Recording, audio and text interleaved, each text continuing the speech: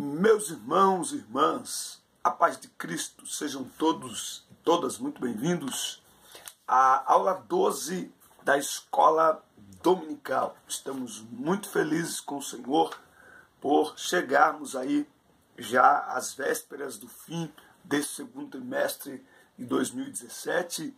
Fica aqui minha palavra de gratidão a Deus pela vida de todos aqueles que participam conosco desse trabalho. A você que ainda não se inscreveu, fica aqui o meu pedido: inscreva-se no nosso canal. O canal Fala de Não tem mais de 200 vídeos, todos eles relacionados à palavra de Deus em primeiro lugar. Falamos sobre relacionamentos, sobre sexualidade, envolvidos nesse universo jovem e adolescentes, com o qual trabalho há mais de 20 anos. Portanto, você é meu convidado para conhecer todas as nossas séries de vídeos. Estamos colocando uma série nova de vídeos agora e, portanto, inscreva-se no nosso canal. Nossa meta é atingirmos 5.000 inscritos no nosso canal. Basta você clicar aqui, ó, nesse bonequinho amarelinho e automaticamente você estará inscrito. Não precisa preencher nada, não precisa escrever nada. É só clicar neste botãozinho amarelo aqui e você estará automaticamente inscrito no canal Fala de Não. Eu sou o Denão, um apelido que estes jovens ao longo dessa trajetória colocaram em mim. Sou Denis Pereira, diácono na Assembleia de Deus em Campinas, São Paulo, pastoreada pelo pastor Paulo Freire, tá certo? Para me conhecer melhor, todas as minhas redes sociais estão linkadas aqui na descrição dos vídeos. Todas as nossas redes sociais estão aqui, você pode nos conhecer, inclusive o WhatsApp. Você pode falar diretamente comigo e também nós temos 2 grupos no WhatsApp para professores da escola dominical, específico, exclusivo para a escola dominical, com professores de todo o Brasil e também professores que estão na Bélgica, que estão em Portugal, enfim, de diversos lugares do Brasil e outros lugares no exterior, onde nós compartilhamos a palavra de Deus, os assuntos da lição da semana, materiais em PDF, revistas em PDF, livros em PDF, tá certo? O material que eu uso aqui para gravar estas aulas, você pode baixar também em PDF, a gente manda tudo isso no grupo de WhatsApp. Na descrição dos vídeos também tem link para você baixar a aula em PDF, tá certo? E distribuir para todos os seus alunos. Portanto, compartilhe as nossas aulas, mande para todo mundo, compartilhe nos grupos aí do teu campo de trabalho, da tua cidade, do teu estado. Vamos juntos semear a palavra de Deus. Amém? Então, vamos à aula 12, mas antes, roda a vinheta.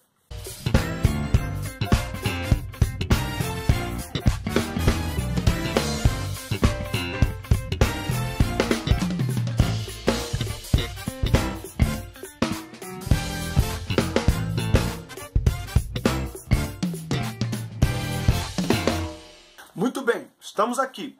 Aula 12 na classe de adolescentes. Antes de apresentar esta aula, nós estamos, como eu disse, às vésperas, né, do fim do trimestre. Aqui está, então, a lição que nós vamos tratar, porque nós também temos aula para juvenis e esta é a revista dos juvenis no terceiro trimestre.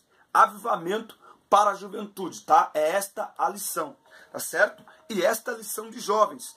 Tempo para todas as coisas, tá bom? É a lição do terceiro trimestre na classe de jovens.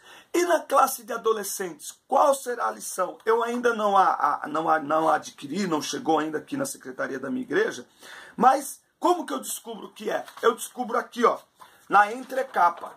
Tem o sumário da revista de adolescentes, na página de trás, currículo sucinto, ano 1, em azul, está o tema da lição que nós estamos estudando, Adolescentes da Bíblia, que é a revista 2. Então, nós estamos no segundo trimestre, revista 2, Adolescentes da Bíblia. Terceiro trimestre, revista 3, Vivendo em Sociedade. Esse é o tema. Se você dá aula para adolescentes já há muitos anos e guarda revistas, provavelmente você tenha essa revista aí com você, tá certo? Aula 12, na classe de adolescentes. Eu, a mãe do Salvador, nós vamos conhecer um pouco sobre Maria. O texto bíblico está em Lucas capítulo 1, versículos 26 a 38. Versículo 30 é o texto em destaque. Então o anjo continuou: não tenha medo, Maria, Deus está contente com você. Nós vamos falar de uma jovem muito especial que foi escolhida por Deus para ser mãe de alguém mais especial ainda. Vamos conhecer um pouco mais sobre Maria, a mãe de Jesus. Não como a santa que alguns idolatram, mas como uma pessoa que era fiel e temente a Deus.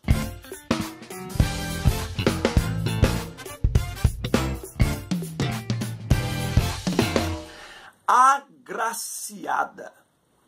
Quando o anjo Gabriel, enviado por Deus, foi à pequena cidade de Nazaré, na Galileia, e apresentou-se a Maria, usou as seguintes palavras: que a paz esteja com você, Maria. Você é muito abençoado, o Senhor está com você.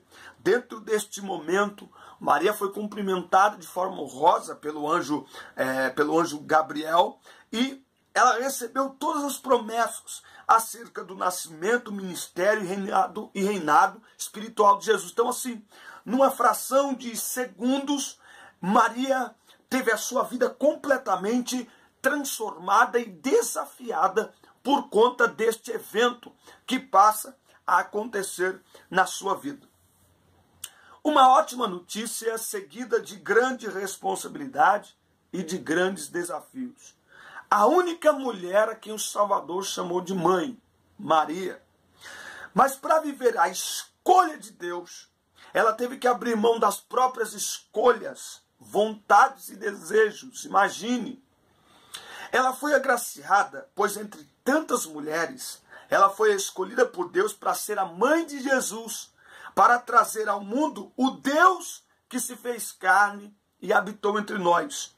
Foi tudo muito rápido. Foi tudo muito significativo.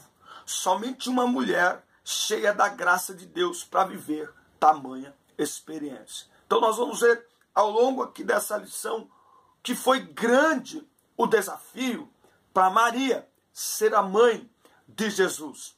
A gente sempre pensa no status: ai, Maria, mãe de Jesus. Ah, que mulher não gostaria de ser a mãe do Salvador do mundo. Mas isso envolveu grandes desafios, porque isso alterou toda a vida, o estilo de vida que aquela moça vivia até então.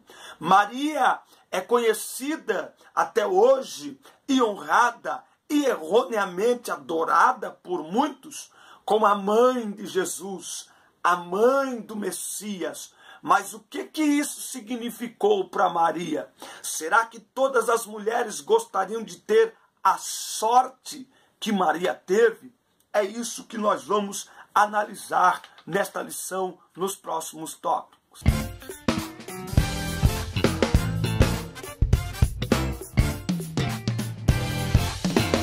Sofreu humilhações. Maria foi escolhida, e isso não foi sem propósito, pois ela era uma jovem diferente aos olhos de Deus. O Senhor conhecia não somente o corpo, mas também o coração de Maria. A Bíblia relata que ela era uma jovem desposada com um varão cujo nome era José. O que significa desposada? Significa que ela era desposar, né? Era uma promessa de casamento, tipo um contrato. Você sabe que na cultura judaica não há namoro. O jovem, ele, em algumas culturas tem algumas diferenças e tal, mas basicamente é assim. O jovem se enamora, ele sente-se atraído por uma jovem, não é? Ou ele deseja se casar com uma determinada jovem. Então, ele pede que seus pais vá conversar com os pais da moça. Em algumas culturas hoje já se permite que os dois se conversem antes da palavra final. Mas nas culturas mais tradicionais, ainda é os pais que decidem com quem a filha, principalmente, ela vai se casar. E com quem o filho também, porque o filho representa a descendência do pai. Então, o que acontece? assim que é acertado que eles vão se casar, é firmado um compromisso de noivado. Quando a Bíblia diz que ela estava desposada com José, eles estavam noivos. Ninguém fica noivo sem um propósito. E o único propósito do noivado é o casamento. Sendo que funcionava como um noivado e tinha duração de 1 ano. E o homem e a mulher já eram considerados casados. No entanto, não eram unidos sexualmente. Então, nesse período aqui de noivado, que durava cerca de 1 ano, essa garota só podia sair à rua acompanhada dos pais, de um irmão mais velho. E provavelmente, ou geralmente, ela escolhia as amigas mais próximas, que iriam ajudá-la nos preparativos para o seu casamento. Ela jamais poderia falar em público com outro homem, seja ele quem fosse. Por quê? Porque ela estava prometida em casamento a um determinado homem. Se houvesse qualquer tipo de traição, era considerado como um adultério. O rompimento de um noivado, ele tinha as implicações como de um divórcio. É interessante entender isso, até para entender quando Jesus diz assim, ó, vou preparar lugar. Ele não é o noivo da igreja. A igreja não é a noiva. Então a igreja está se preparando e o noivo foi preparar lugar. Tá certo?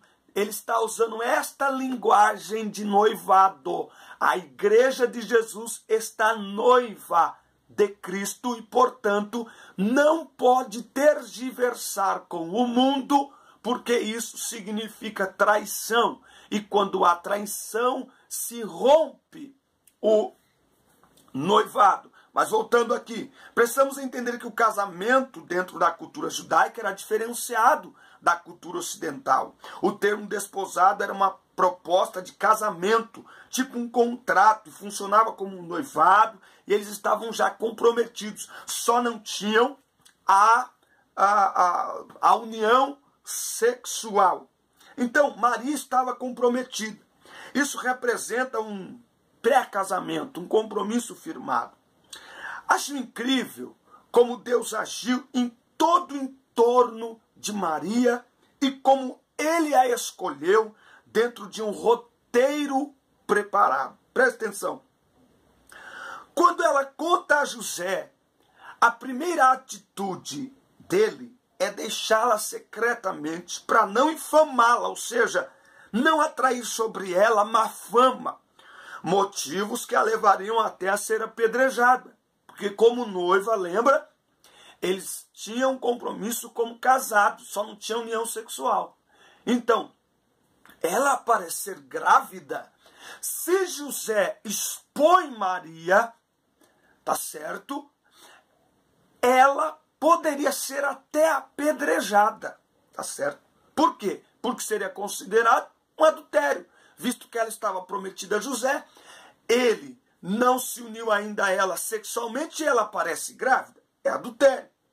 José, não entendendo nada num primeiro momento, como homem que era, propõe assumir a culpa, olha só, por qualquer deslize de sua noiva. A Bíblia diz que ele, não querendo a infamar, intenta deixá-la secretamente. Ao fugir secretamente, o que José ia fazer? Ia atrair a vergonha, a culpa para si, deixando Maria livre de qualquer prejuízo por parte da sociedade daquela cultura. O que eu aprendo aqui? Maria era uma jovem honrada, digna, respeitada, muito antes de se tornar mãe do Messias. Ela era uma jovem exemplar, a ponto de seu noivo escolher passar vergonha e humilhações no lugar dela. Deus conhecia Maria e José, com quem ela se relacionava. As pessoas com quem nos relacionamos podem determinar o estabelecimento de promessas de Deus em nossas vidas. Já imaginou se José fosse um homem leviano? Deixa eu só anotar aqui uma coisa. Já imaginou se José fosse um homem leviano? Maria era temente a Deus e sabia com quem se relacionar. Quando nos relacionamos com a pessoa certa, os momentos difíceis e de grandes desafios são mais fáceis de ser superados, pois temos alguém disposto a nos apoiar e nos consolar.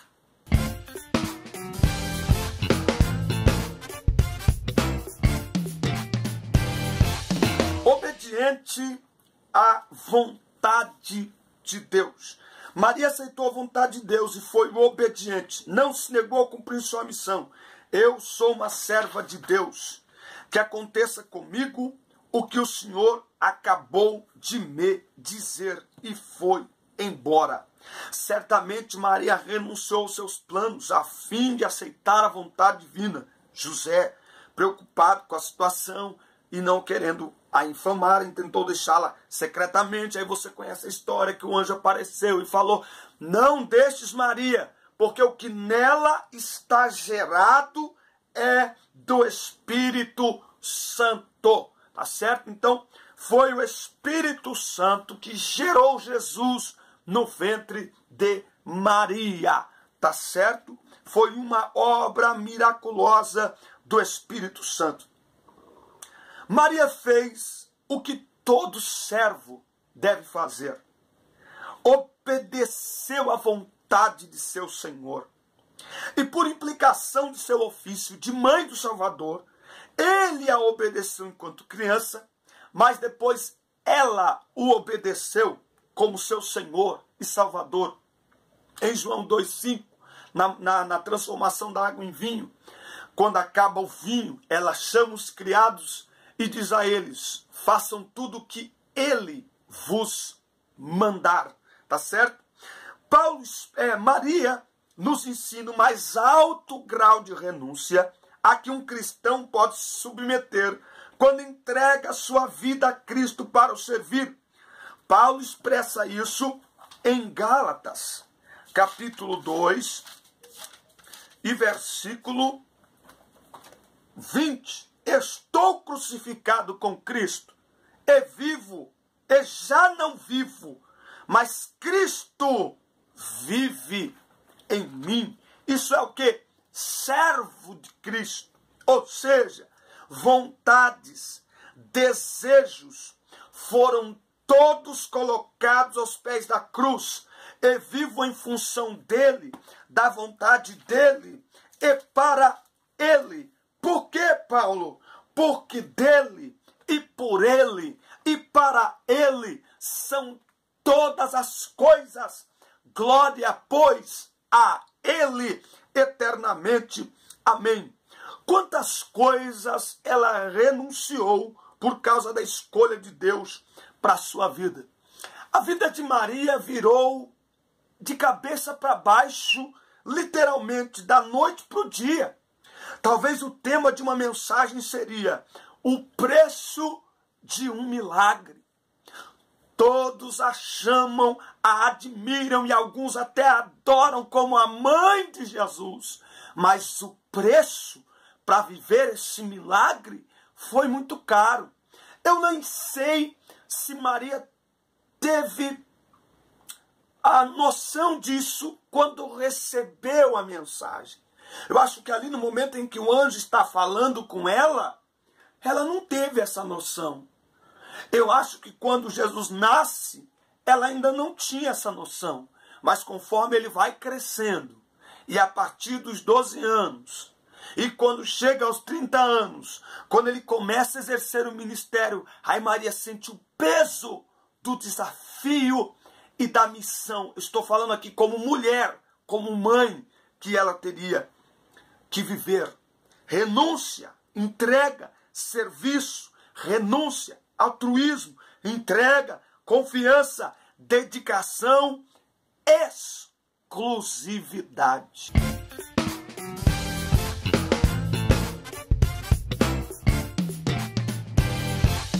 A mãe do nosso Salvador. A jovem Maria foi escolhida para ser mãe do Salvador. Que missão! Deus sabia que ela seria capaz de cumpri-la. A Bíblia diz que Deus não nos dá nenhuma prova que a gente não seja capaz de suportar. Ô irmão, o senhor está dizendo que Jesus na vida de Maria foi uma prova? O fato, o desafio, a missão? Que prova, irmão. Porque uma mulher deseja um filho para si. Mas Maria nunca teve esse filho para ela. Principalmente conforme ele ia crescendo. Quanto mais ele ia crescendo, mais a sua missão ia aflorando. E mais ela sentia esse garoto ir escapando por entre os seus dedos. Mesmo em meio às suas fraquezas e dificuldades, Deus sabia que ela confiaria no Senhor. Maria nunca questionou. Como mãe de Jesus, Maria sofreria muitas humilhações, pois teria que assistir o Cristo rejeitado, crucificado e morto. E tudo isso sem interferir na vontade de Deus. Maria em momento nenhum, questionou a vontade de Deus. Em momento algum Maria questionou, ela aceitou. É um desafio grande ou não é? Maria nunca questionou a vontade de Deus, nem o que resultaria cada passo do seu filho quando adulto. Eu imagino Jesus crescendo e Maria lendo Isaías 53. Imagine, Jesus crescendo e Maria lendo Isaías 53. Imagine a situação, mas ela nunca questionou. Maria gerou um filho que não era dela. Maria trouxe à vida um filho que iria sofrer como mãe alguma desejaria. Nenhuma mãe desejaria que seu filho sofresse 1% do que o filho de Maria iria sofrer. Muitos admiram Maria, mas olhando o que ela passou, a maioria que a admira e até erroneamente adora, jamais aceitariam tamanho desafio. Maria, em momento algum, interferiu no caminho que seu filho estava tomando. Imagine o coração dessa mãe. Trazer o filho à luz foi uma alegria imensa, mas deixá-lo seguir o próprio caminho, sabendo da dor e sofrimento que o aguardavam, não foi tarefa fácil. O segredo é que a alegria de Maria vinha da alma. Brotava do coração e não de fatores externos, de circunstâncias adversas. No nascimento ela canta, na cruz ela chora, uma dor única. Ela foi a única a sentir a alegria do nascimento. Também foi a única a sentir todas as emoções e sensações da morte de seu filho. Nenhuma mãe pode chegar para Maria e dizer, olha Maria, eu sinto que você está sentindo. Nenhuma mãe. Porque ela deu à luz já sabendo do destino que seu filho teria. O que a sustentou no início, a sustenta no fim. O Espírito Consolador fiel, amigo verdadeiro. Os caminhos de Deus, sua vontade, são cheios de situações e circunstâncias adversas, momentos de alegria e tristeza, ganhos e perdas. Mas quem tem a alegria gerada pelo Espírito Santo, supera com a graça de Deus todas as coisas. Só é possível superar perdas significativas na vida com a ajuda do Espírito Santo. Quem não tem Jesus procura nas drogas e bebidas a superação de suas perdas, frustrações, decepções, mas acabam se machucando cada vez mais. Nós vemos uma geração de jovens e adolescentes atolados nos vícios, tentando superar as suas frustrações e decepções. Marcos 8,35. Porque às vezes o adolescente pode achar que está perdendo tempo. E nós, como professores, somos exemplos para os nossos adolescentes. Você, professor, que como eu não conheceu o mundo, nós somos exemplo para o nosso adolescente de que nós não perdemos nada em viver para Cristo a nossa vida toda. Marcos 8,35. Pois quem quiser salvar a sua vida, perdê-la-á. Mas quem perder a sua vida por causa de mim e do Evangelho, esse a salvará. Vale a pena viver para Cristo. Perder a vida aqui é abrir mão e renunciar de tanta coisa, de tantos planos, de tantos desejos. É renunciar a uma vida que o mundo está levando achando que é uma vida legal, mas leva eles para o precipício, para o abismo, para o inferno. Vale a pena sim viver para Cristo. Quem abre mão da própria vida, vontade, escolhas para viver para Deus não fica no prejuízo. Pois além de desfrutar da presença de Deus aqui na terra e ser livre de tantas experiências dolorosas e destruidoras, ainda aguarda as mansões celestiais, o trono do próprio Deus, a habitação eterna. Portanto, vale a pena ser fiel e abrir mão de coisas passageiras para alcançar coisas eternas. Maria nos ensina muita coisa: a renunciar, a não questionar e a se manter firme, mesmo diante das dores mais terríveis que um ser humano pode viver. Maria se manteve firme, porque ela disse: cumpra em mim a tua vontade.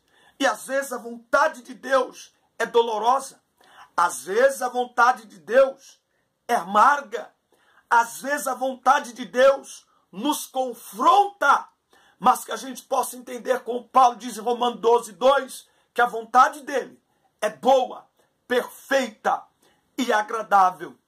Ela sofreu a perda de um filho, mas a perda de seu filho gerou para Deus milhões e milhões e milhões de filhos espirituais, porque o propósito de Deus sempre é, por mais que não pareça, perfeito. Amém, meus queridos? Que Deus abençoe a vida de vocês. Boa semana. Que Deus abençoe tua casa, tua família, teus filhos, teu ministério, teus alunos. Bom domingo e até a próxima aula, que é o encerramento da lição. Um grande abraço. Eu farei um encerramento da classe de adolescentes, lecionando num grande evento de adolescentes. Vou filmar e vou postar aqui para vocês, tá certo? Um grande abraço. Fiquem na paz. Inscreva-se no canal, não esqueça disso e compartilhe. Deus abençoe.